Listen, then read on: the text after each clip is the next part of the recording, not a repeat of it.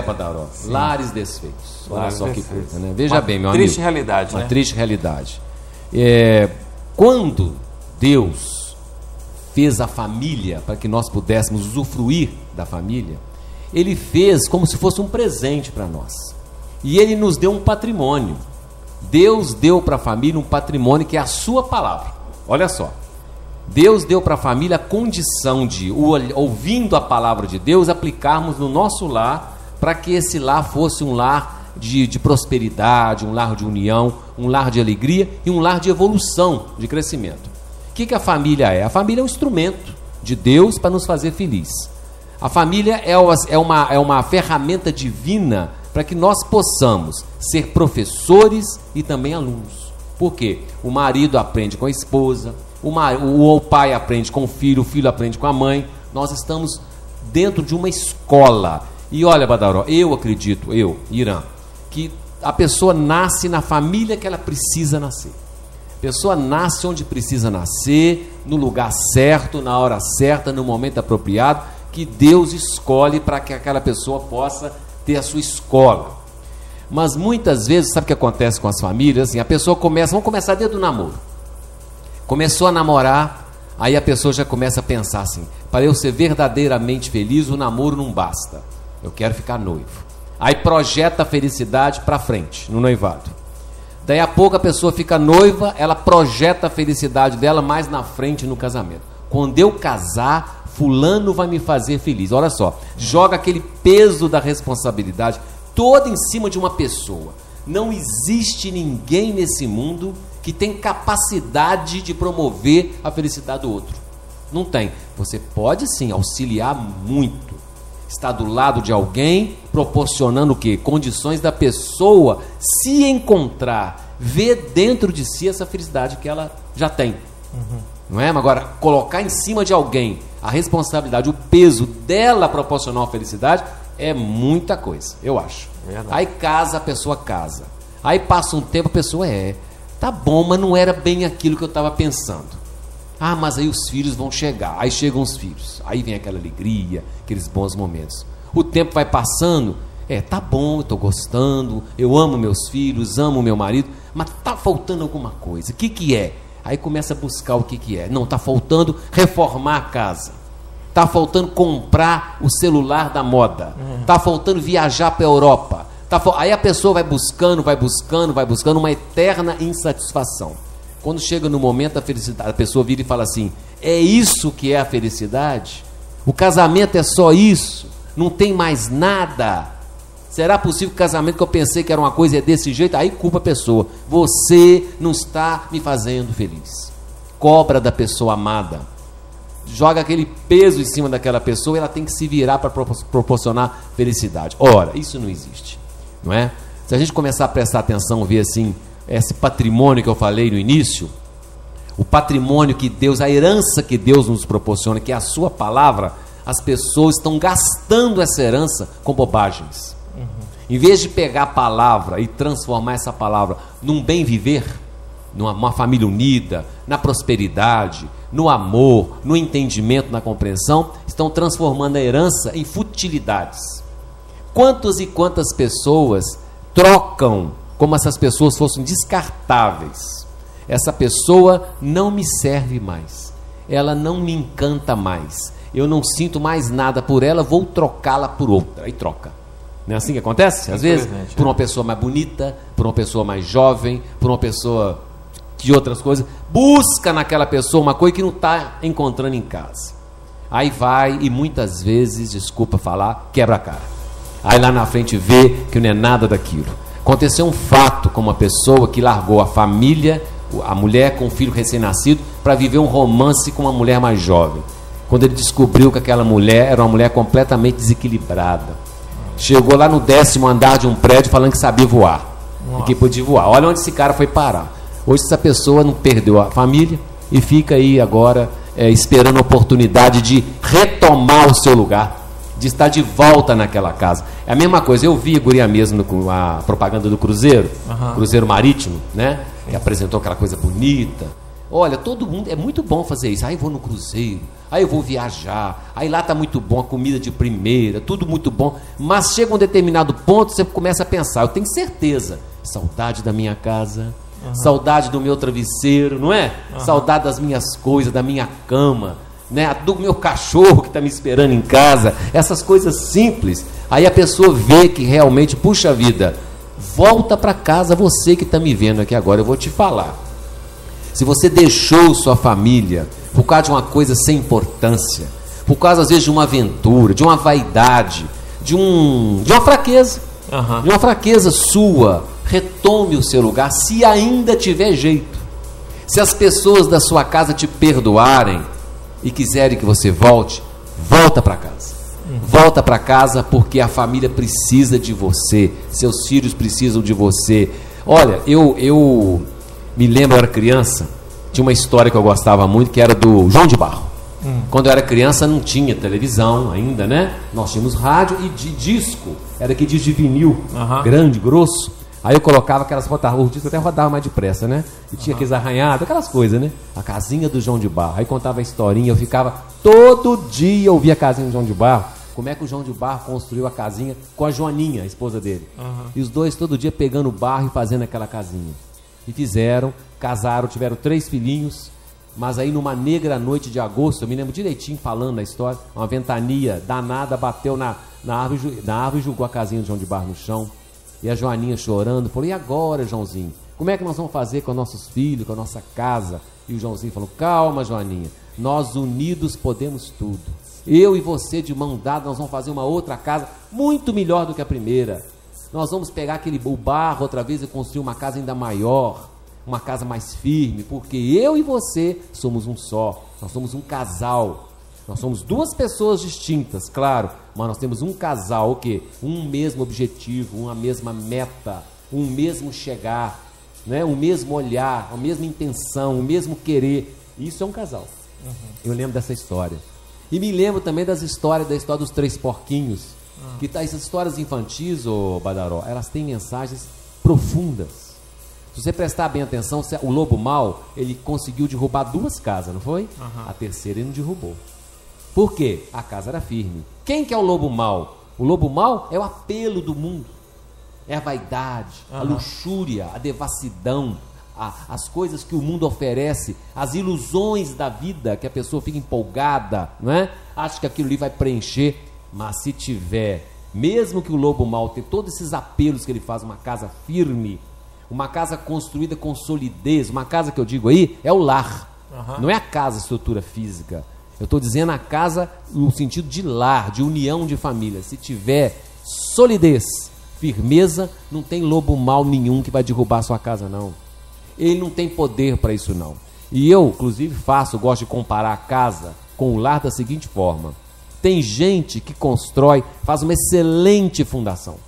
Precisa ter uma boa fundação para ter uma obra firme. Qual que é a fundação? É o plano material. A pessoa tem um trabalho, a pessoa ter o seu dinheiro para poder sustentar a sua família, a sua dignidade, é a fundação da casa. Tem que ter. Mas tem gente que fica só com isso. Aí quando vem uma ventania, não tem parede para proteger a pessoa.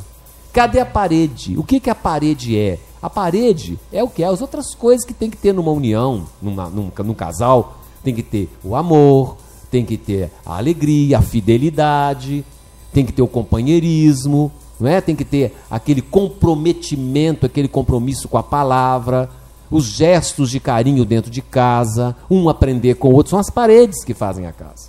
Não é? Nós temos também a janela para você abrir dentro do seu lar, para entrar a luz de Deus, a luz do sol, que chega a todo momento, para clarear a sua caminhada.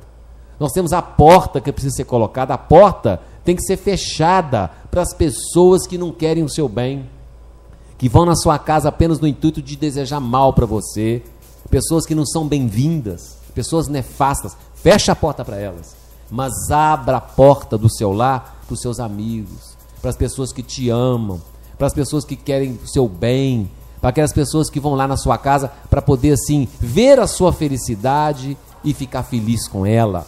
Essa porta tem que ficar aberta para essas pessoas. E muitas vezes a pessoa esquece de colocar o telhado na casa. O telhado da casa, o que é a parte mais alta? É Deus. Família que não tem telhado para cobrir, para agasalhar, quando vem temporal, alaga a casa toda. Alaga a casa toda. Pode ter fundação boa, boas paredes, janela, porta. Mas o telhado, que é o próprio Senhor, que vem de cima para baixo, trazendo o quê? O seu amor, o seu abrigo, o seu aconchego. Não tendo esse telhado, não tem lar que resista. A família, para ela poder ser firmeza, ela tem que estar ligada no trabalho e na fé. Já falei isso várias vezes. O trabalho, a família e a fé. E olha, eu falo uma coisa para você assim, de cadeira. Lares desfeitos é vitória do inimigo. Parcial, porque Deus sempre é o vitorioso. Nós estamos numa época em que as pessoas estão achando que o outro é descartável, que é muito fácil casar e descasar, casar e descasar, e as crianças ficam ali sofrendo. O fruto daquele amor que foi embora como um vendaval, que foi parecendo que foi uma brincadeira de casinha, quem vai sofrer são as crianças, que estão esperando uma família unida. Não venha me dizer, você que está me assistindo agora, que filhos de pais separados é a mesma coisa que de filhos de pais unidos, porque não é.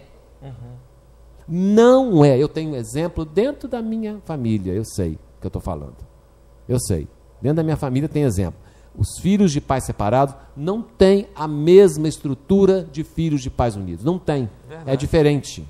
Então eu peço ao nosso Deus que Ele ilumine os lares de Ubá, do Brasil, do mundo, para que as pessoas possam valorizar mais esse presente que Deus está dando, que é a sua casa, que é o seu lar, que é a sua família. Muito triste um lar desfeito.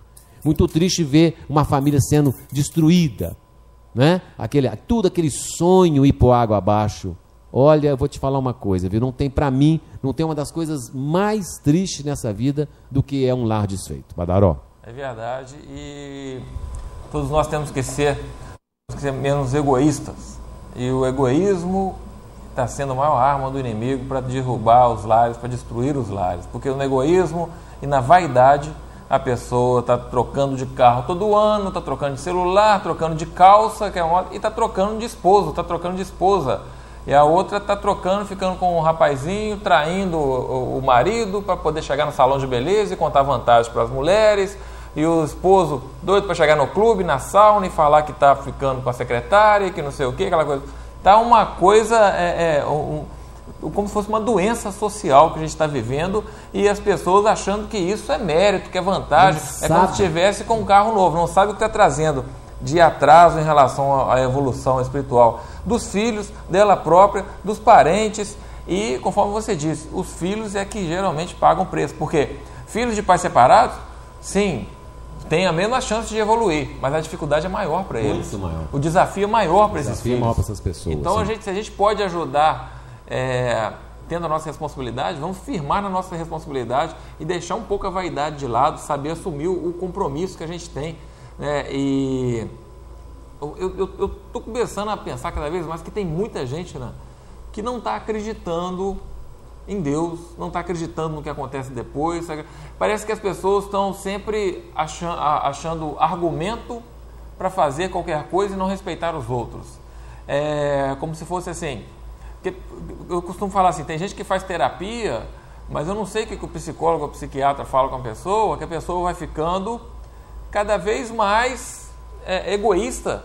Eu já vi várias vezes falando, não, porque eu estou muito bem agora, que o meu psicólogo falou que eu posso fazer isso, que eu mereço, eu tenho direito, que não sei o quê, eles têm que me entender, eu sou diferente, eu sou assim, eu sou... E estão levando a vida para um lado que está ficando, tá uma coisa muito fria, egoísta, falando, peraí, a gente tem direito até certo ponto.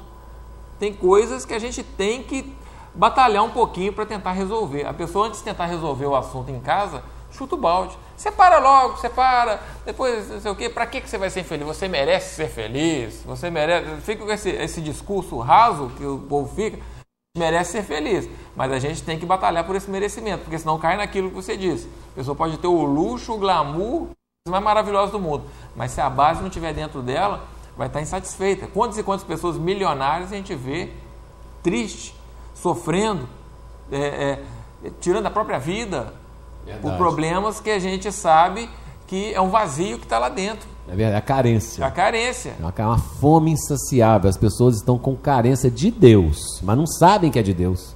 Elas acham que é de farra, que é de fé. Não é. Estão com carência de Deus, mas não estão percebendo.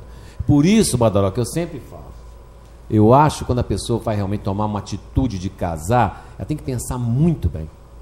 Ver mesmo, namorar um tempo, noivar, ter certeza que é aquela pessoa, porque você vai estar comprometendo a vida de outra pessoa junto. Verdade. E trazendo outras vidas também, comprometendo famílias. Quantas e quantas famílias depois ficam, às vezes, um de mal com a outra por causa de problema de relacionamento, não é? Porque não houve uma escolha. Calma, tem um momento certo. Pessoas às vezes estão jovens, já vem naquela ilusão, quer casar logo depressa. Não é bem assim, não é? Esperar para você, por quê? Para errar menos. Porque é sujeito a uma pessoa muito nova, quando ela está muito nova ainda, não saber escolher e ir pelo impulso da atração física, ir pelo impulso da paixão. Paixão é uma coisa, amor é outra, completamente diferente. Paixão é coisa da terra, o nome está dizendo. Paixão, quer dizer, do chão. É uma coisa movida mais pela carne, pelo impulso, pela emoção. Agora o amor não, o amor ele é crescente.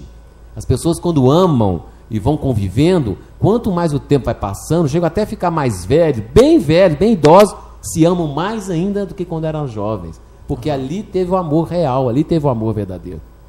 E quantas vezes eu falo que o que está faltando na família é oração, é Deus e é o diálogo. As pessoas não estão conversando mais.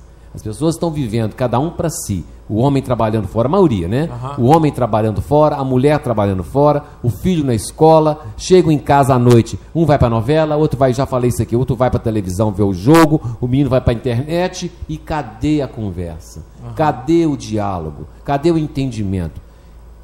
Está provado que quando uma família almoça, pelo menos, ou janta, tem uma refeição diária, junto, unido, a possibilidade da criança, do jovem, do adolescente entrar no mundo das drogas é muito menor. Para você ver como é que é importante ter uma refeição, que seja só o domingo, que seja, mas aquele momento ali é o momento da família, conversar, colocar os pratos na mesa, né? Falar o que está sentindo, como aquela história que eu contei que uma vez, eu posso até contar de novo, você me permite, que uma vez uma família estava em casa e a energia elétrica acabou, ficaram no escuro, e naquela escuridão eles enxergaram a luz que estavam precisando enxergar, na escuridão, porque a luz demorou muito a voltar, e eles então sentaram-se na sala com uma vela acesa, como eu na minha época de criança fazia, que aqui o bar tinha muito isso, às vezes ficava dias sem energia elétrica, a gente convivia mais, conversava mais, então ficaram ali conversando à noite, e aí eles foram percebendo quanto tempo que eles não falavam com o outro, quantos problemas que estavam acontecendo dentro de casa, quantas carências, quantas necessidades que o pai não estava sabendo que a filha estava querendo, que o pai não estava sabendo que o menino estava com uma situação complicada. E eles foram conversando, e quando a energia voltou, que a luz acendeu, a filha perguntou para o pai assim: pai, como é que a gente sabe que a gente está conversando com Deus? E o pai falou assim: minha filha, esta noite aqui, quando nós estávamos sem energia elétrica, sem luz elétrica, aqui estava a luz de Deus, aqui nós conversamos com Deus, porque houve paz, aqui houve família, aqui nós demos a mão, aqui nós oramos, aqui nós conversamos. Ela então disse assim: tomara que a luz apague amanhã outra vez, para você ver como é que as pessoas estão querendo, para você ver como é que as pessoas estão precisando de afeto, precisando de carinho, precisando de amor. Você liga às vezes certos canais de televisão que você não vê nada de família, pelo contrário, você vê a destruição dos valores morais. Verdade. Você vê a destruição dos bons hábitos, dos bons costumes, e as pessoas ainda batem palma. Os heróis, nossos heróis, são as donas de casa que ficam lá passando aperto para chegar no final do mês e o que o marido comprou dá para sustentar a família. Isso que é heroína, essa dona de casa, esse operário, com certeza que me ligou daqui a pouco falando da fábrica, que fica lá o dia inteiro, talvez lá naquele calor, naquele barulho, ralando para poder levar o seu salário para dentro de casa. Esse é um herói, não é? Os professores que estão até quase apanhando dentro de sala de aula. Deu até uma matéria ontem na televisão, você viu? Não. Tem uma matéria na televisão que tem vários professores desistindo da carreira, de medo, estão sendo ameaçados pelos alunos. Ontem deu uma matéria falando assim que o aluno ameaçou o professor: se você me der uma nota mais baixa, eu vou te pegar. Olha só. E o cara apareceu, o rapaz de costa, não quis se identificar, mostrando o quê? Isso é família, é o reflexo de lares desfeitos. Está provado que lares desfeitos, os filhos começam a buscar essa carência deles nas drogas, na bebida, no sexo sem medida, na falta de palavra. São pessoas que não são muito chegadas em trabalho, não gostam de trabalhar, não tem uma convivência saudável. Olha o reflexo, olha a semeadura que a família está fazendo. Família, torna-te o que tu és. É o apelo que eu estou fazendo aqui agora, em nome de Deus. Pedir para a família do mundo inteiro tornar-se o que ela é. E o que ela é? Semente divina. E se é semente divina, não se admite promiscuidade, não se admite falsidade, infidelidade, desamor. Não se admite. Eu espero, sinceramente, que alguma coisa que a gente tenha falado aqui, tanto eu quanto você também, Madaró, possa ter chegado no coração, no seu coração. Se você está com a sua família desunida, desestruturada, trabalhe para que ela volte ao que era. Faça a sua parte, tenha paciência um com o outro. Reflita, examine. Olhe para dentro de si mesmo, vê que tesouro você tem na mão que às vezes você não está valorizando. Ainda dá tempo. Eu acredito em você. E vale muito a pena a pessoa praticar no dia a dia um bom relacionamento dentro de casa, porque as pessoas estão muito implicantes umas com as outras. E está muito em voga hoje em dia brincadeiras de mau gosto, entre casais mesmo. É aquela coisa de um ficar com implicância com o outro e colocando defeito. No começo parece que é tudo muito legal isso, mas isso desgasta. Eu vejo muitos casais às vezes brigando por causa de bobagem. E aquilo é como se fosse uma coisinha que vai te... Se você ficar cutucando com essa caneta aqui, não dói. Mas se ficar toda a vida, né? Vai machucar, vai soltar a pele, vai começar a incomodar. E é a mesma coisa. Aí vai implicando, aí fala, também... esse arroz dela é um sal que Deus me livre. Aí a outra fala, mas ele também, não sei o quê, isso ronca com a beleza. Para que vai ficar fazendo isso? É a pessoa mais importante que você tem. Você tem que conversar na hora certa, falar aquilo que tem que falar, mas você tem um monte de coisa boa para falar, para elogiar a mulher quando chega em casa. Tem um monte de coisa legal. Ele vai pegar justamente aquilo que está incomodando e vai ficar falando. Mesma coisa o marido. Ele pode ter o defeito dele, mas ele tem um monte de qualidade. Ela vai pegar naquele defeito e vai ficar falando, nossa, você está tudo sujo de graxa, nossa, essa unha é suja, você pode lavar que essa graxa não sai, né? Por que você não vai falar que o rosto dele é bonito, que o cabelo dele é bonito? Quando a pessoa começa a alimentar com coisas positivas, o ambiente se torna positivo.